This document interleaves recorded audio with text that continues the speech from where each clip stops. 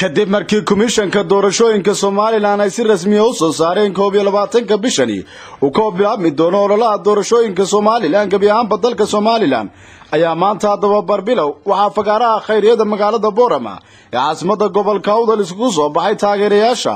xisbiga mucaaradka ee UCID halkaasina waxa kala hadlay qaar ka mid ah mas'uuliyiinta heer qaran iyo heer gobol ee xisbiga mucaaradka ee UCID ugana mahadnaqay taageerayaashooda isku soo baxay xisbiga cadaaladda iyo daryeelka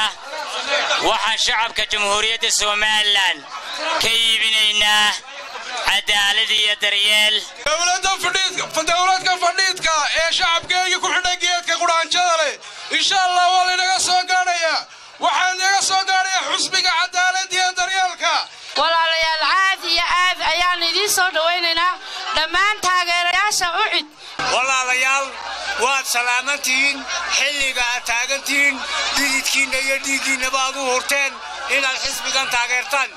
waxa la yiri biyo waxa isku yimaadaan meel godan waxaan umada leeyahay reer Soomaaliland ee taageerayaasha xisbiga UCID meel kasta ay joogaan inagu maliin xanaf maliin dhibaato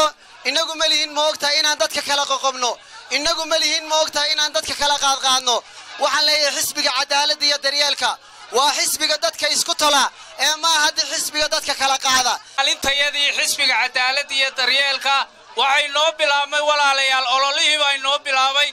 walaalayaal waxaan idinku mahad celinayaa adkaysiga aad noo adkaysateen UCID ha guulaysato UCID ha guulaysato UCID ha guulaysto Faysal Ali Xuseen musharaxa madaxweynuhu ha guulaysto musharaxa madaxweyne ku xigeenku Mr Abiyan ha guulaysto